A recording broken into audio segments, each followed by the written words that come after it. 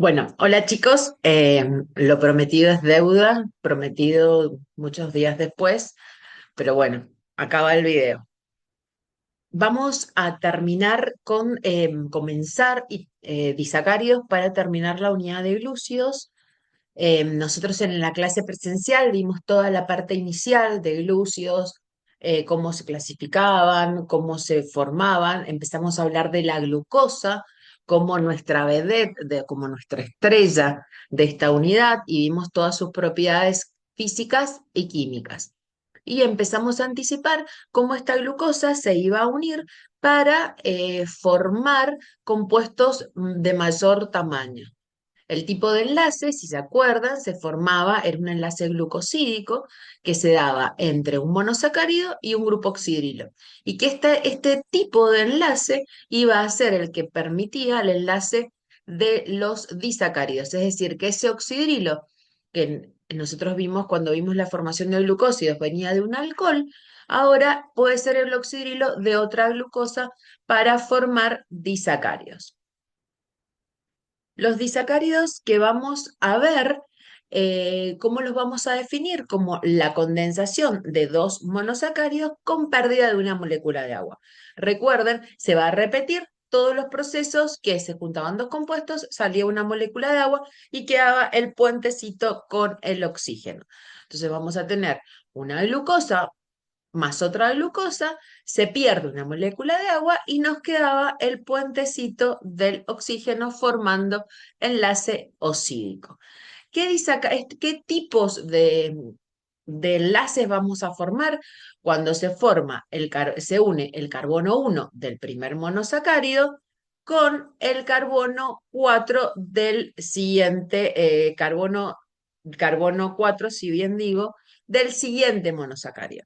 Entonces, de esta manera vamos a tener la función aldehído, recuerden que es la que tiene el carbono 1, que es la que tiene las propiedades reductoras, bloqueada porque va a estar unido al carbono 4, mientras que la función aldehído de la segunda glucosa o del segundo monosacárido está libre. Por lo tanto, vamos a decir que este es un disacárido reductor. Recuerden, diferencia de aldehídos y cetona, pregunta examen, la diferencia entre los aldehídos y las cetonas es que las aldehídos son reductores y las cetonas no. ¿Por qué? Porque el aldehído se puede oxidar, por lo tanto tiene el poder reductor, mientras que las cetonas no se pueden oxidar, por lo tanto, porque si se oxidan se rompe la cadena, acuérdense lo que vimos en clases, la unidad de compuestos orgánicos, por lo tanto, no tienen la propiedad de propiedad reductora. ¿Qué otro tipo de enlace osídico vamos a ver? Cuando se une el carbono 1 de la primer monosacárido con el carbono 1 de la otra. Entonces vamos a tener que la función aldehído está bloqueada en uno de los monosacáridos y en el otro. Por lo tanto, ¿este disacárido es reductor? No. ¿Por qué? Porque las dos funciones aldehídos están bloqueadas.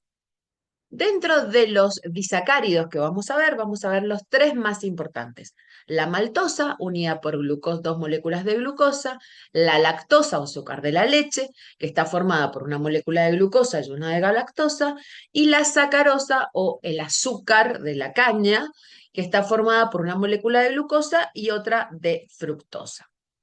La maltosa, dijimos, la maltosa es un disacárido formado por dos moléculas de glucosa por enlaces alfa 1,4. Es decir, se une el carbono 1 de mi glucosa con el carbono 4 de la glucosa consecutiva. Es decir, se pierde una molécula de agua y se forma un enlace osídico alfa 1,4. Este disacárido es reductor. Veamos, tenemos un carbono 1 bloqueado, ¿sí? Pero tenemos el carbono 1 de la otra glucosa que no. Por lo tanto, podemos decir que es un disacárido reductor.